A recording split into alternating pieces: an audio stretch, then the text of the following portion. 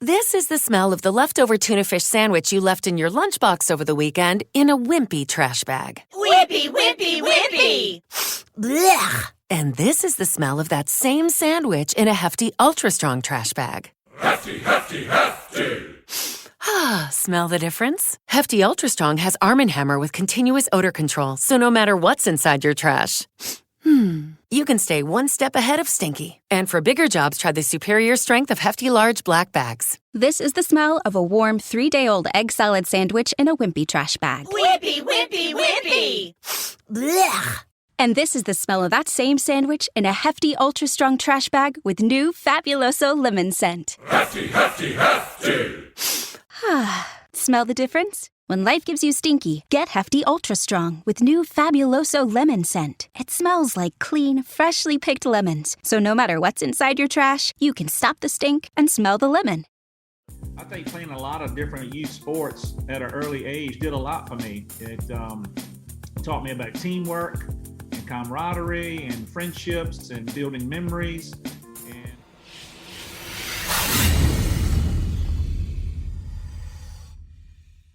All right, today I got Elliott Sadler with me, one of NASCAR's great race car drivers, American stock car racing legend.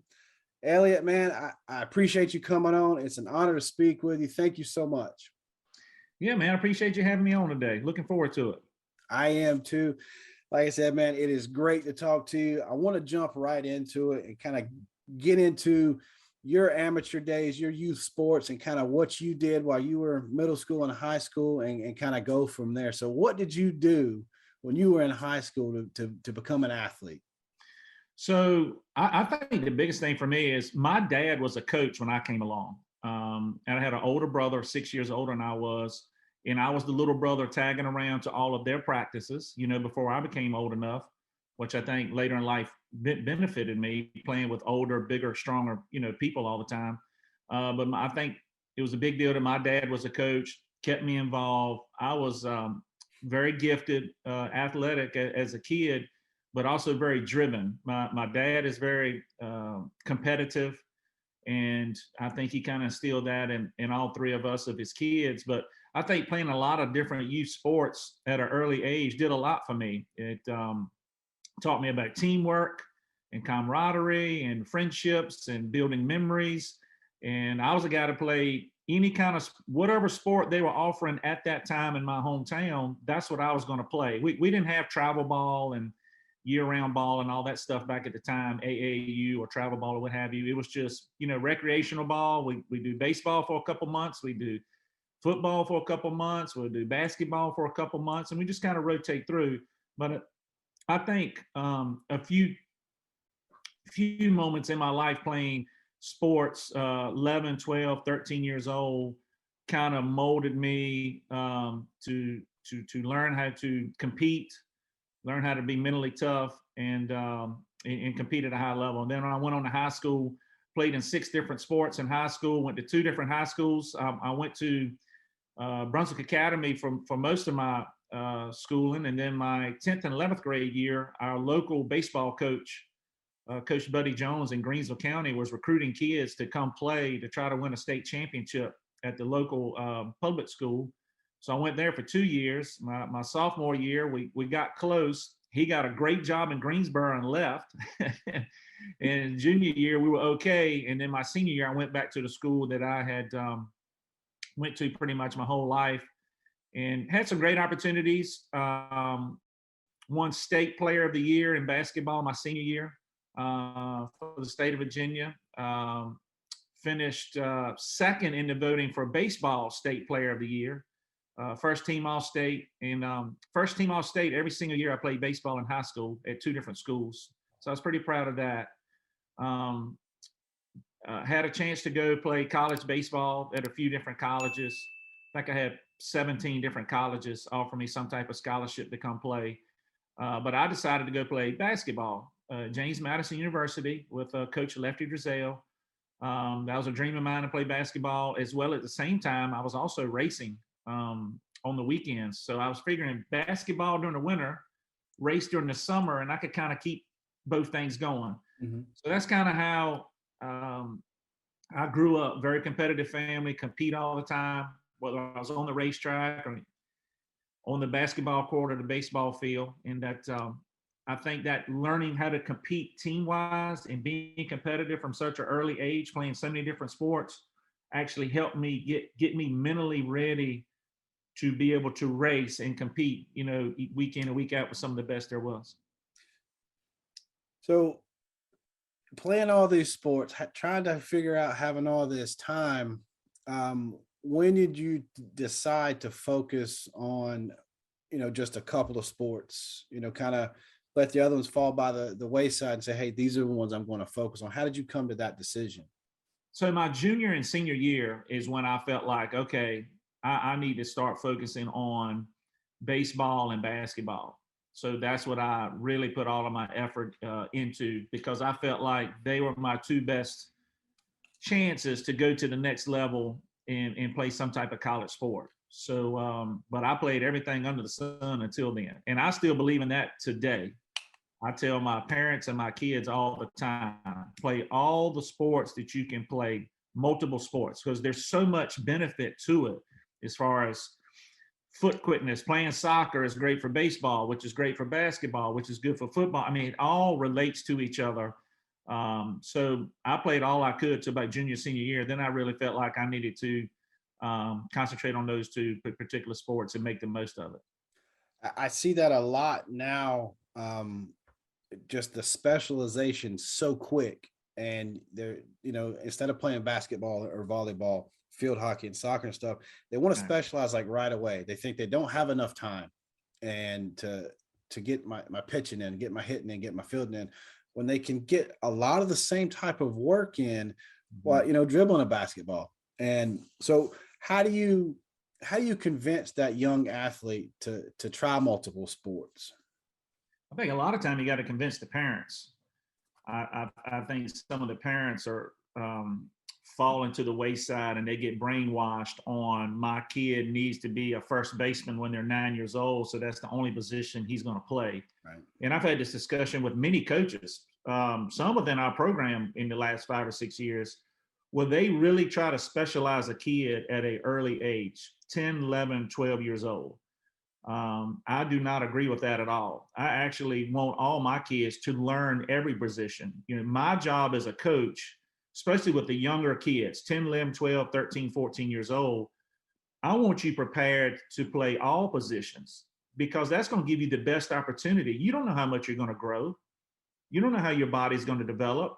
Once you hit puberty and get bigger and stronger, you don't know what's going to happen. So why are we painting these kids in a corner?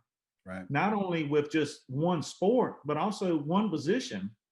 And I just don't buy that at all. And we have some parents now. I have some parents that feel like they need or want their kids to be in a batting cage, hitting off of a tee, taking ground balls, whatever, year round. And I personally don't agree with it. And I tell them that. And I'll tell, I'm coaching right many little teams. I'm probably the head coach of 4 different teams right now. But I tell all my kids and parents, like when we finished fall ball, baseball, don't call me. Don't call me. I won't call you. Take a break. But I think where parents don't understand, it's a mental break too. Yeah. Not only a physical break for your body, let it heal. We don't need wear and tear on your arms so much. All the data that we have on that is, we need to give these kids a break. But the mental part can be really frustrating and tough. And kids will work themselves into a rut if we don't give them a break. Right. So I beg my parents, please get those kids to play something else. Please, because I coach off stuff that happened to me as well. When I was a senior in high school and junior in high school, I had baseball coaches coming to watch me play basketball. I had basketball coaches from college coming to watch me play baseball just to see how I could react and play different sports. Because that means a lot as far as how athletic you are. So that's my 2 cents on, I wish kids will have the opportunity to play more sports from a physical side, but also for a mental side as well. Just recently, I saw an article of of Nick Saban going to watch Arch Manning play basketball, not even going to watch him play football, going to watch him on the basketball court. So you can get recruited doing anything. You know, they know your sport, they know what you're doing, but they also want to see you outside of that sport too, to get to that next level. So you got into NASCAR, got into racing hot and heavy after the injury that you sustained playing basketball. So can you kind of take us through that mental journey of, you know, you were going to college to play ball, and then now this has happened? Yeah, and so I do some hitting camps for some colleges now, and I tell those kids, I say, you don't know how lucky you are to play college ball. And I said, I worked my whole high school career just like y'all did to try to get myself in position to go play college sports, and I never got to play one game. I got hurt playing pickup ball, frustrated by it, wasn't able to be on the team, mad at myself, mad at life. I quit school, brought my stuff. I didn't even tell my parents. I just showed up back at home with all my stuff. And that did not go over well with my mom and dad. So I had to do the school of hard knocks for a while. But I had to figure out how to pick myself up off the mattress and start over. And I made a deal with my dad. If he would support me for 1 year, just give me 1 year to try to make it in racing, I wanted that chance. And if I did make it, and I was lucky enough, my dad loved racing too, so he was willing to take that chance. And if I didn't make it, I would quit, come back, family business, work at home, you know, whatever I needed to do. So as I was starting my racing career, I was at the right place at the right time. I got noticed, got a phone call, and had an open test. And this is what I tell my kids. I had a phone call given to me. I was 21 years old and said, come to Charlotte. Diamond Ridge Motorsports called me. We're going to go to Charlotte Motor Speedway.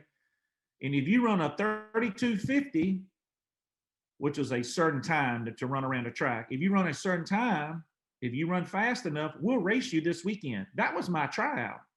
That's like telling a kid, all right, go to University of North Carolina this weekend. If you can hit 10 home runs off our pitcher, we're going to give you a scholarship. I mean, that's a lot of pressure. Yeah.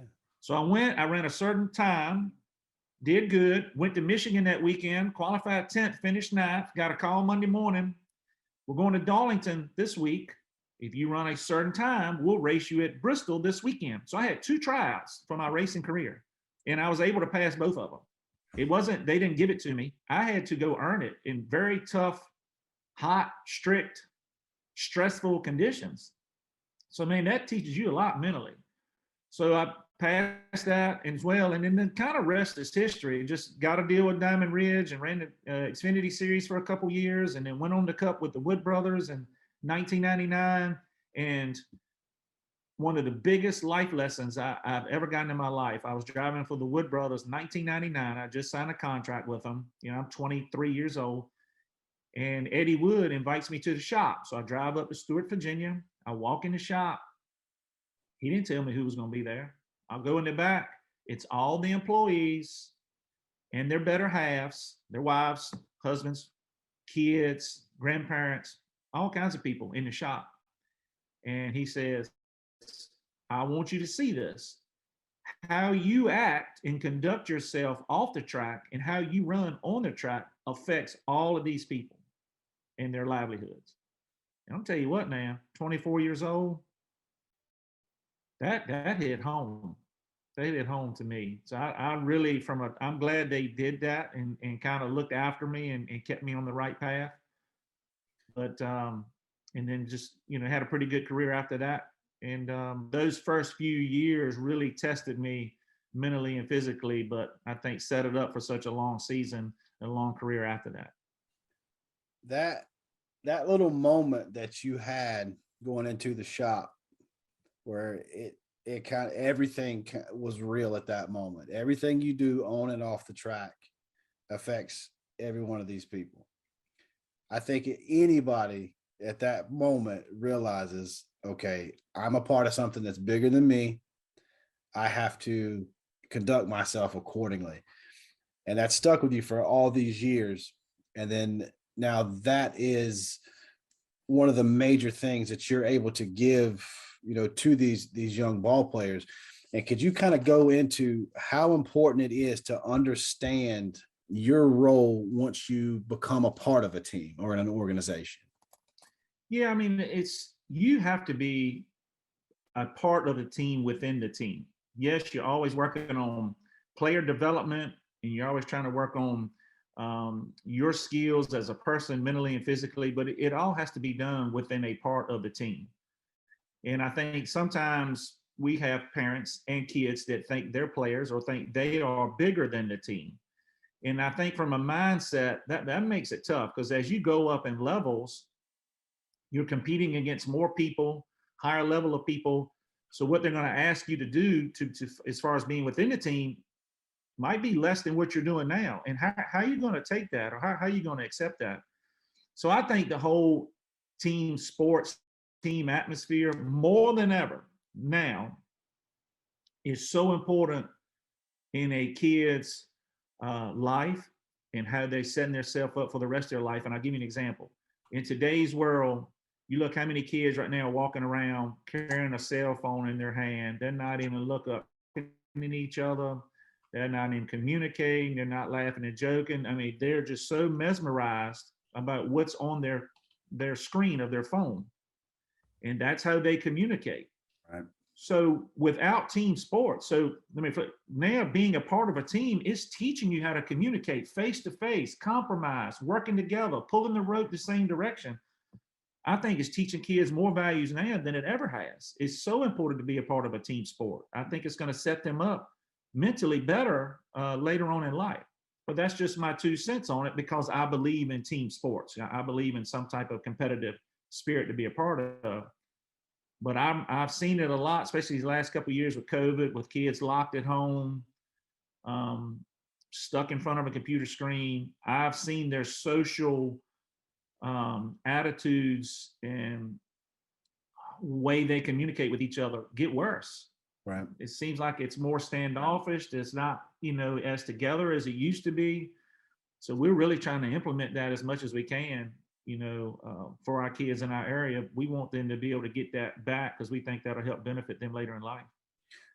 I've had the conversation multiple times with different people about how different it is in just a matter of a generation or two, where we used to go outside and play. And that's where you got good at, on the basketball court, or pick up baseball or something like that. And now the communication, it's all, like you were saying, it's all via text message. Kids don't know how to interact with each other. They don't know how to deal with adversity on like the smallest level. If they miss a shot, or if they strike out or something like that, it's like it's the end of the world. And I'm 37. My generation of parenting, we're always trying to fix something right away for them. We're not allowing our kids to kind of battle through that. So as you're a coach and you see that, what difficulties are you having with trying to help these kids understanding that failure is a part of your success? Yeah, failure is the only way we're going to grow. It's the only way you're going to find yourself. And we all have parents now that does not want their kids to fail. I mean, they're standing right behind them with like a safety net to catch them every single time. So they're not learning to fail and pick themselves up and get better. And what I tell my kids, and this relates to baseball and softball, you pick the toughest sport and the hardest sport on self-esteem that you could have. You pick the worst sport to be good at, to succeed at. Baseball and softball are awful for self-confidence and self-esteem. And if you look at it in Major League Baseball, if you hit 3 out of 10, bat 300, you got a good chance going in the Hall of Fame. If Tom Brady throws 3 for 10 in the football game this weekend, they're probably not going to win. If LeBron James shoots 3 for 10 from the field, he doesn't have a good shooting night. I mean, they're going to rip him for shooting that. But in baseball and softball, that is a good batting average at high levels. So you have to learn that every 10 times you get up to bat, 7 times you're going to fail. You're not going to see the success that you want to have, but that's where the bar is set. Right. How are you going to, how are we going to manage through that? A Major League Baseball player, gets out 650 times a year. They play a lot of games. Understand that. I ask my kids, if you got out 650 times this year or struck out 150 times during the season, how would you react? So we've got to get to that point. We've got to figure that out first, the mental part, because we can't come up to bat every time worried about what happened last time. We can't do that. We have to be in the moment, in the now, and be fresh and clear-minded to have a quality at bat. Same thing with fielding. So anyway, all that from a mental standpoint, we have got to learn to fail, and we are going to fail, and how we're going to adjust. We have a saying on my team: we either win or we learn. We don't use the word lose. Right. We either win or we learn. What did we learn today that we can do better, that we can focus on as a team or as an individual to move forward? And let's talk about it. We're open about it. Okay, you didn't have a good day today at first base. Footwork, we won't picking the ball, well, you're not seeing it correctly. What do you think? Let's talk about it. So we know how to move forward, but we have to let these kids fail, understand that they can fail forward and keep going. And I tell my kids all the time, I go the little up and down thing. I said, what does that look like to you? That's a heartbeat to me. That's life, up, down. But we got to keep going.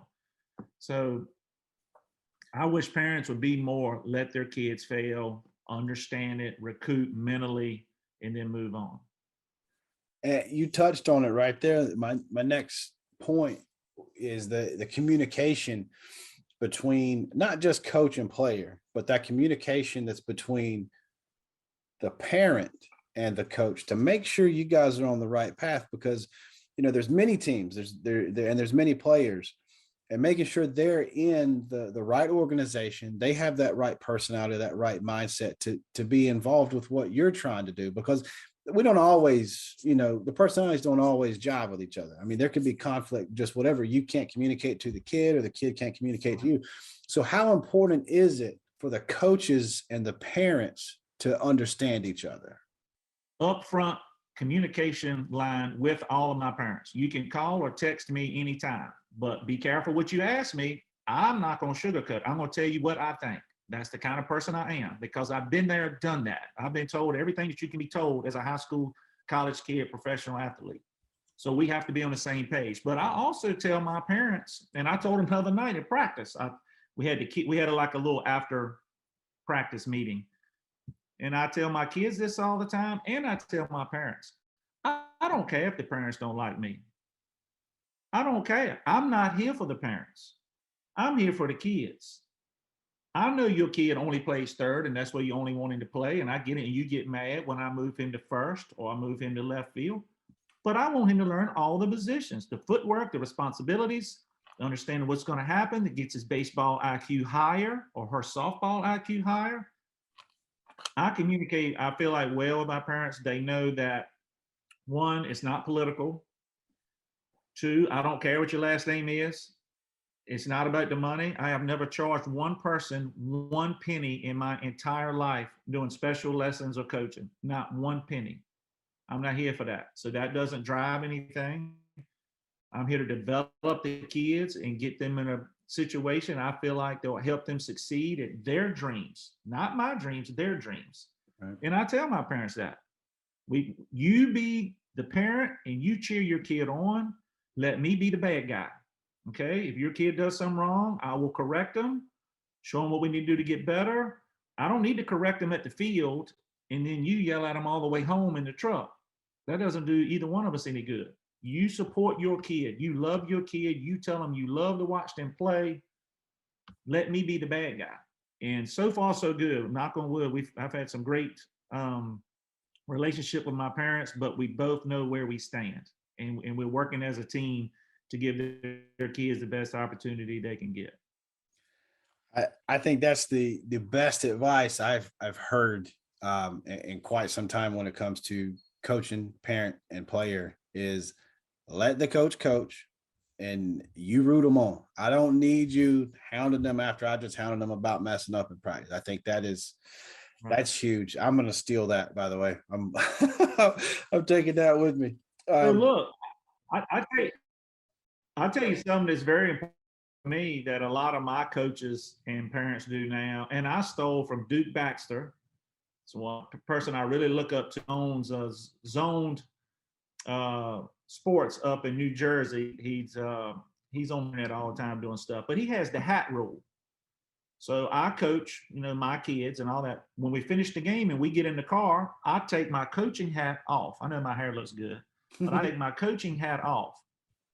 My son or daughter takes their hat off. That means talking the game at all. If he wants to talk about the game, he puts his hat on. And that means I know he wants to talk about it. But I think the worst thing, and I made this mistake when I first started coaching my kids and is dragging out what happened in the game hours after the game happened. We should have done this. You should have done that. We need to work on this. But then I learned that we got to separate that between coach and parents. Let the coach be the bad guy. And if he has to get on the kid to teach him or what have you. But I think we're having more success if the parents just show their love and appreciation for what their kid is doing. Yeah, that added pressure is just not needed. I mean, the kids got all the pressure in the world on them because they want to succeed. They don't go play the game and it's not fun for them if they're getting that added pressure because they're putting so much pressure on themselves too. They don't need it.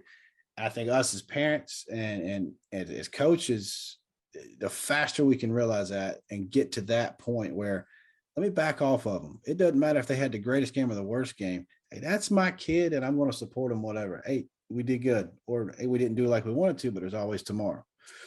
I think that's big. And I'm glad you brought that up. This is the smell of the leftover tuna fish sandwich you left in your lunchbox over the weekend in a wimpy trash bag. Wimpy, wimpy, wimpy.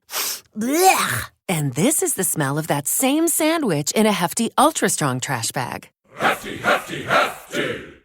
Ah, smell the difference? Hefty Ultra Strong has Arm & Hammer with continuous odor control, so no matter what's inside your trash, you can stay one step ahead of stinky. And for bigger jobs, try the superior strength of Hefty Large Black Bags. Hello, it is Ryan, and we could all use an extra bright spot in our day, couldn't we? Just to make up for things like sitting in traffic, doing the dishes, counting your steps, all the mundane stuff. That is why I'm such a big fan of Chumba Casino. Chumba Casino has all your favorite social casino-style games that you can play for free anytime, anywhere with daily bonuses. That should brighten your day a little.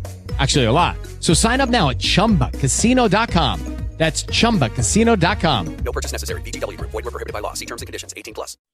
Now, as you're deep into Top Hand and what you're doing with your team as an organization, what do you guys have in place and what are you guys doing to kind of keep that family atmosphere and to where everybody's kind of together and it makes people feel welcome and it's something they want to be a part of? So about 4 years ago, maybe 4 or 5 years ago, we started getting into the travel ball part. And Top Hand was here in my hometown. Rustin, a guy named Rustin Jesse owns it. Him and his dad have been coaching here, being a part of sports here for 30 years. And I went in with Rustin and we built a building big enough to have a facility. And we wanted to do stuff in our community. And the number one reason why I got involved and want to get involved, I'm from a small town. Okay, I'm from Emporia, Virginia. If you look it up, it's probably one of the smallest towns, cities, counties, everything in the state of Virginia. I was able to make it from a small town. We have a lot of good athletes in small towns all across the United States, not just here in Virginia and North Carolina. But they've sometimes have been told you have to move here. Right. Or go to an organization there or a big city to get seen. And I don't agree with that. And I'm not going to buy into that. I don't want kids in this area to feel like they're left out or they're not being seen because just because where their address is, just where their house is at. So I really have been very heavily involved with Top Hand as far as creating a program, giving our kids an opportunity. We have after school programs. We do softball, baseball, we do boxing, we do gymnastics, we do cheerleading. We have mentoring programs. We help kids do some studying. We have family nights. We have movie nights. We're trying to create a place where families and people and kids can come and feel a part of something special. So we're growing, and we have growing pains sometimes. Communication is tough. When you have a lot of moving parts, communication is tough. But we really feel like that we're doing the best we can to give these kids a platform. That's all we can ask for. That's all I want to do, is give them a platform and a chance to chase their dreams and make it to the next level if they can. And if I can be a small part of that, man, I've done all I can do. I can go to sleep at night knowing that we have given some kids some opportunity, and to have parents coming up to you crying and hugging, and because you're saving money for college, or the kid gets an opportunity to go here or there, has been very special for me. And it's been a lot of fun to be a part of, and I just can't wait to the next day. I just can't wait to go to the next practice, to the next meeting, to figure out, make the next phone call, what we have to do to keep these kids on the right path. I have just a small piece of the pie, is being an ambassador to the game and to youth sports in general. And I get that feeling, that warm and fuzzy, when I'll get a phone call or I'll have a conversation with a parent that thanks you for investing in their kid. And one thing that I tell the kid, man, the only thing I need from you is a good attitude and max effort.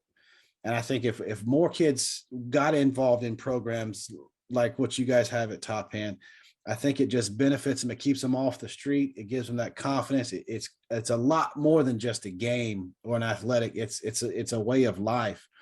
And I wish I lived closer so I could come to the facility. I could be around it. And it's inspired me to want to even go bigger than what I'm doing. When I hear of organizations like Top Hand. And so I want to ask you this: with the organization growing in the different sports and things like that, what's next for Top Hand this year? Now we're at the beginning of 2022. What's on the horizon for Top Hand? So what we're learning is we've got to figure out a way to get our kids more data. So when they go into these college camps, or they're talking to these college coaches, that they can send them raw data, raw video footage in today's world to give them a better opportunity to go to that particular school.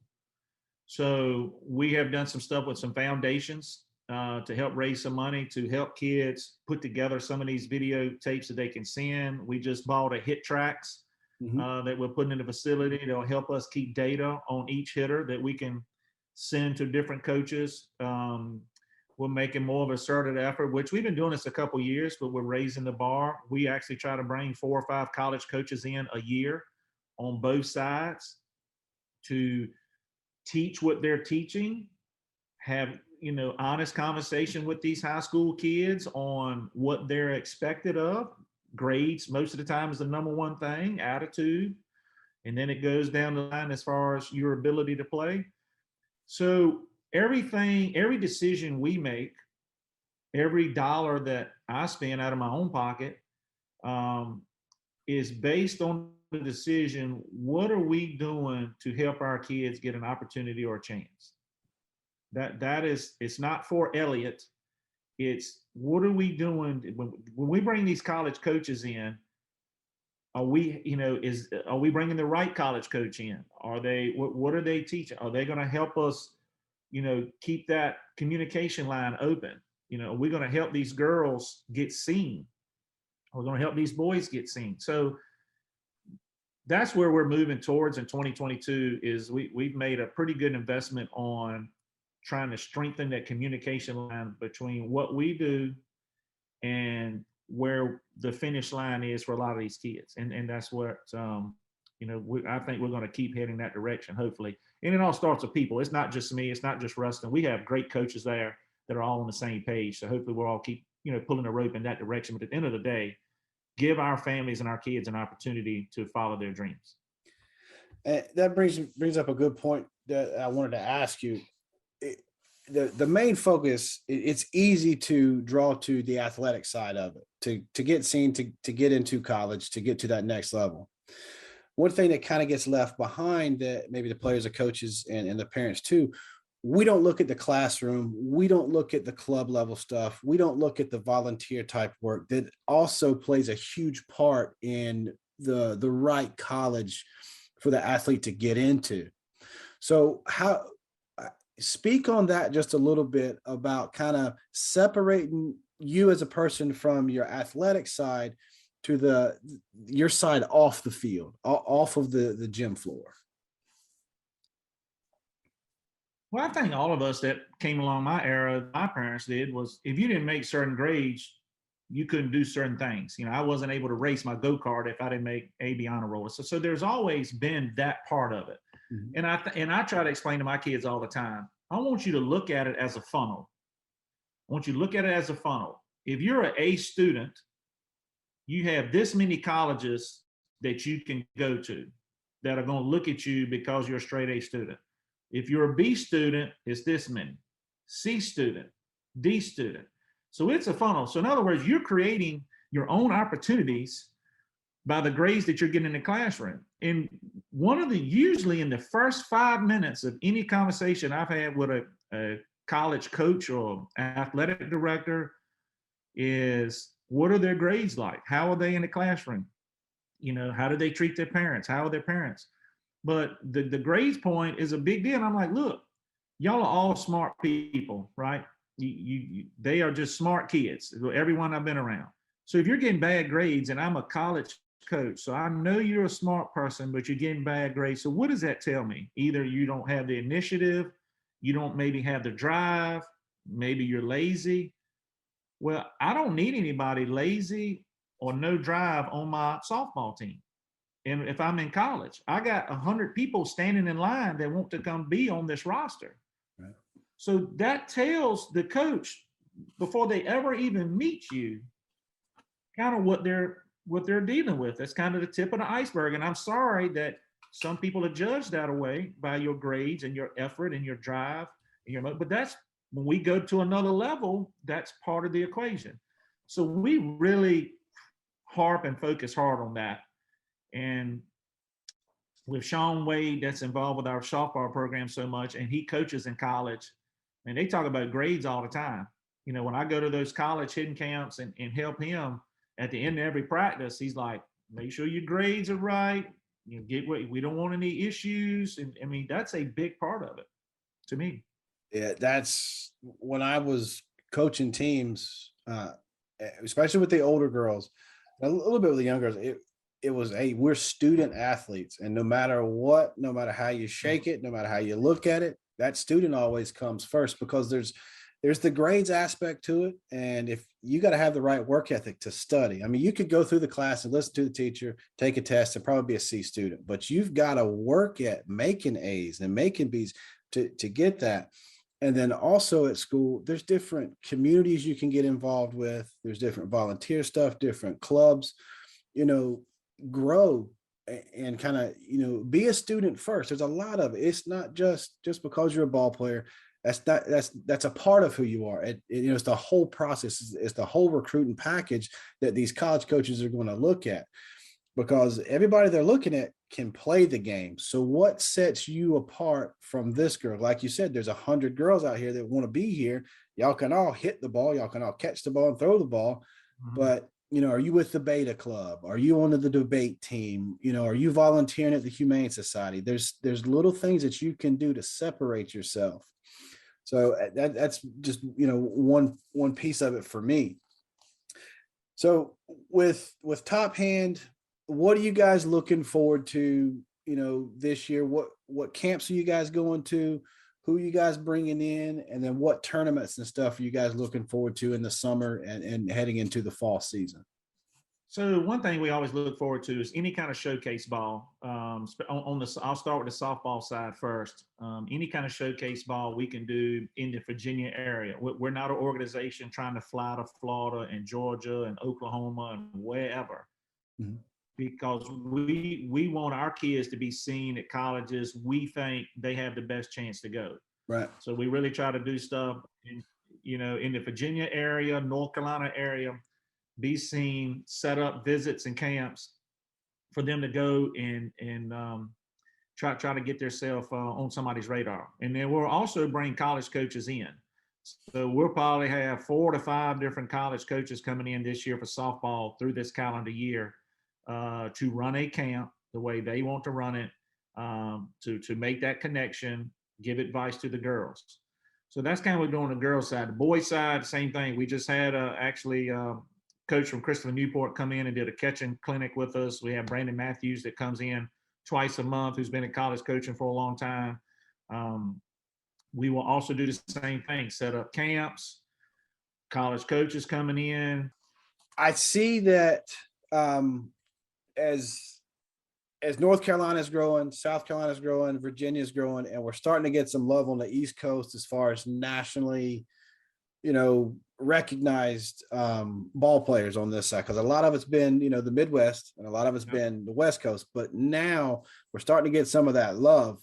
Are you seeing some colleges from the Midwest and from California starting to come this way and kind of, looking at some of the East Coast ball players a little bit more in your area? Well, I don't know if it's particularly in my area. Those Midwest coaches, when they come here, they got 1 or 2 people on their minds, right? When they go to those showcase tournaments. But I think some of the showcase tournaments they're having in Virginia Beach and some that they're having down like in Wilmington, North Carolina, and places like that on the Virginia and North Carolina areas are doing a little bit. They seem to be growing with college interest. They seem to have more college coaches showing up from different parts of the parts of the United States, which is good.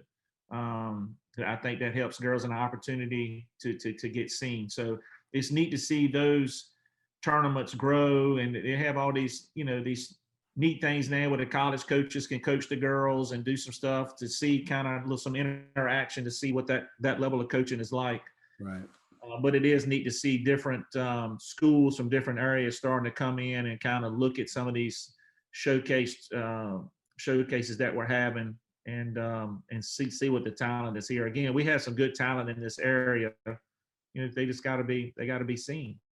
Yeah. One thing I wanted to ask you about too is you'll see it's like D1 or bust. It's like this mentality of D1 or bust. And it's starting to that break a little bit to where girls and boys are starting to understand that, if you have that D1 or bust mentality, it's wrong, because maybe that major that you're trying to get into isn't offered at that school, or maybe they're not recruiting your class anymore. So you're not going to be able to go to that school. And if you're trying to go take on this super, heavy load of schooling because of the education, and you've gotten these academic scholarships and stuff, you're not going to have the time to put in all the work in the classroom and try to keep up with that D1, workout schedule and stuff like that. So the D2 schools, the D3, the JUCOs, the NAIs are just as good. It doesn't mean you fail because you didn't make it D1. Yeah, I mean, it's a double-edged sword to me, because you want kids to set their goals high, right? But you just don't want to set them at a point where you feel like you're under all this load, all this stress to be able to make it D1 or bust. I mean, if you look at the percentages, it's a small percentage of high school kids that go D1. Yeah. All right. So if we're having a true conversation, I think it's 2%. Okay, 2% are going D1. Are you outworking the other 98%? Let's say we're having a true conversation now. I'm in the classroom, in the weight room, on the ball field. Have you done everything you can do to outwork the other 98%? And some of them look at you like, well, I'm not sure. Well, if you're not, and what I try to tell them being a professional athlete, it was every day. I'm wired different than you are. We just are. That's what I tell them. Professional athletes are wired different. I'm talking to 30 of y'all tonight. It might be one in here that might be halfway wired. The other 29 of y'all, I'm going to tell you, I'm sorry. mentally you're not wired to do it every single day, 365 days a year, all you got every single day. That's what D1 elite athletes do. That's what professional athletes do. So to have that D1 or bust attitude, one, are you outworking the other 98%? And two, do you really feel like that you want to put yourself in that kind of pressure where you can go to a D3 school or D2 school? If you kick butt the first year or two, guess what? That opportunity is going to it's going to come again. Yeah. But I just think sometimes, I think driven by the parents too, it's got to be, everything's a failure if it's not D1, which it is a huge trap. You know, it is a trap in the mental part of our game and our sports that we deal with. And I've had some tough conversations with parents that just don't see it that way. They see that it has to be D1 or everything they've done is a failure. Their kid's life is a failure. And I'm going, what are y'all talking about? Let the kid, if they're not D1 ready now, maybe they didn't get seen or they hadn't grown into their body yet, you know, maybe they're a late bloomer, let them go to a JUCO or something like that and keep playing, get their grades up. What that opportunity will come if you keep pushing. Yeah. But you can't be D1 or bust. That puts too much pressure on everybody, especially the kids. Yeah. And I think that ruins a lot of that, like you were saying, that mentality. You know, the grades may not be there, the body might not be there, and it just thinks, okay, well, I didn't make it. But there's so many opportunities to continue to grow and to get there. Before we get out of here, Elliott, I do want to talk about Autism Speaks. I know you're heavily involved in it, and it kind of, let the people know, if they don't know what Autism Speaks, kind of let us know what it is, how important it is, and then what your role is with it as well. So, my niece has autism, Haley Drew, my brother's daughter. And when she was diagnosed with autism when she was 2 years old, I'm going to date myself right here, but we actually had to look it up in the encyclopedia. We didn't have phones back then where you could just Google, right? Like we do now. We had to look it up in encyclopedia. We had no idea what it was, what it entailed. I remember our family maybe might have been a little embarrassed by it. We didn't know the origin. We just didn't know anything about it. So after we figured out what it was, we were able to get help from Artie Kempner, who's the head NFL Fox guy. So any football game you've ever seen on Fox the last 20 years, he is running the show for it. Mm-hmm. He's the head guy. He's the manager of it. So he kind of helped us because he had a son with autism as well. So what Hermie and I figured out, that with autism coming into our life, it's definitely, I think it was 1 in 85 kids when Haley was diagnosed. It's now 1 in 70 some kids is diagnosed now with autism. So it's definitely growing. We have to learn to live in our society with it. And there's so many special things that you can do with early development with a kid that will help them have a beautiful life and a great life. So we decided to start the Hermie and Elliott Sadler Foundation, which works hand in hand with Autism Speaks, and is to create funds for families that are looking for early help. There's special schools, teachers, there's items you can buy. There's all this data and literature on stuff that you can do to set it up. Because a lot of times when parents first find out about autism, they don't know where to turn. They don't know what to do. They don't know what steps to take. And the earlier you can start with a development program for kids with autism, the better chance they got to fit into society and have normal day activities. And of course, that depends on the spectrum, what side of the spectrum they're on.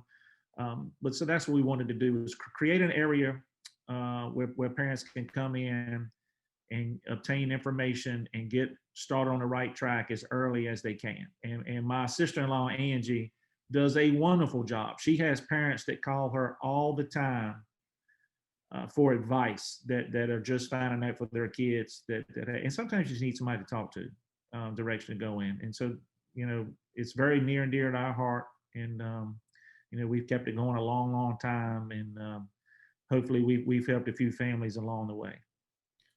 I know you have. I think just you being able to speak upon it helps. And having, like your personal story with it. I think acceptance is one thing. And then I think knowledge is another thing. And I think those two things, with knowledge comes acceptance.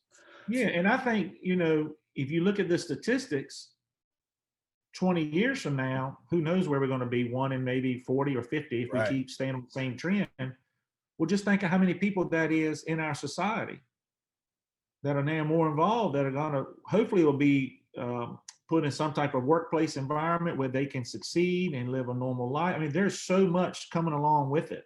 Right. Where are we going to be as a society? So, knowledge is king. And, we always want to be a part of that. And we kind of follow Artie Hepner's lead. Like I said before, from Fox, he's on top of things. And the money that he generates yearly is unbelievable. And he's done so many great things for so many great families and autism as a whole. So anyway, all that being said, we always want to try to help families live their best life and have their best opportunity, and anything we can do to help with that, we try to do. Absolutely. Well, Elliott, I want to thank you for coming on with me. I do appreciate it, man. Thank you. A lot of great knowledge, man. I want to get back together with you and kind of touch base with you later on, maybe in the spring or a little bit down in the summer, kind of catch back up with you in Top Hand, kind of see what's going on. I'm going to have all your information. I appreciate it. Okay. I want to have all your information down there in the bottom in the description with your foundation, with Top Hand. Anybody that wants to get a hold of you, I'll make sure that they're able to do that. Okay. And your life story it's interesting. It's amazing. The knowledge that you've gained and you're able to pass on to so many young people, and then people my age as well, that have the parents that can listen to you speak, listen to you talk, and just pull out like little things, go, man, that makes so much sense. Or, he's speaking to my soul. So man, please keep doing it. Keep talking to as many people that will listen to you. I'm one of the lucky ones that has a chance to actually sit down with you and talk to you. And I look forward to hearing from you in the future, and I hope to keep up with you and see great things in the future, man. Well, look, thanks for having me, and good job creating a platform where people can come on and talk and communicate for their love of the game, of sports, of our kids, because I'm a kids first guy. So anything like this or this type of platform is always a big help in communication. Stuff like this, talking back and forth, is a big key in life, and I think all of us going in the right direction. So I appreciate you setting it up and having me on, and looking forward to being on again sometime. Absolutely, Elliott, man. I'm going to have you back on. I appreciate it. And I look forward to talking to you again, man. You take care. All right. Thanks a lot. Thank you. All right, so that's going to wrap up this episode of Foul Pole to Foul Pole. I want to thank Elliott Sadler for stopping by. Great person inside and out. He's doing a lot of great things up there in Virginia for Top Hand organization and Autism Speaks. If you like this type of content, make sure you smash that like button. If you're not subscribed yet, please do so and hit that bell so you can turn on the notifications, and you'll get more podcasts just like this in the future. All of Elliott's stuff is down there in the description below, so make sure you click on that and you spread the love. For everyone here at BDSF, thank you guys for watching. When you share this video with a friend, make sure you tell them you love them.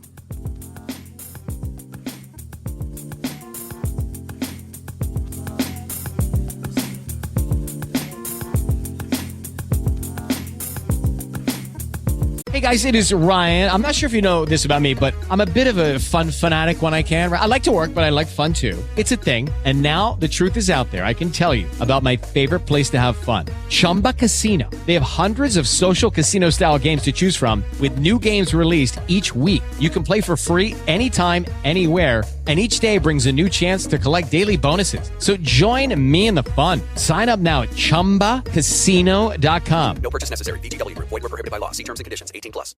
With the Lucky Land Slots, you can get lucky just about anywhere. This is your captain speaking. We've got clear runway and the weather's fine, but we're just going to circle up here a while and get lucky. No, nothing like that. It's just these cash prizes add up quick. So I suggest you sit back, keep your tray table upright, and start getting lucky. Play for free at LuckyLandSlots.com. Are you feeling lucky? No purchase necessary. Void where prohibited by law. 18+ terms and conditions apply. See website for details.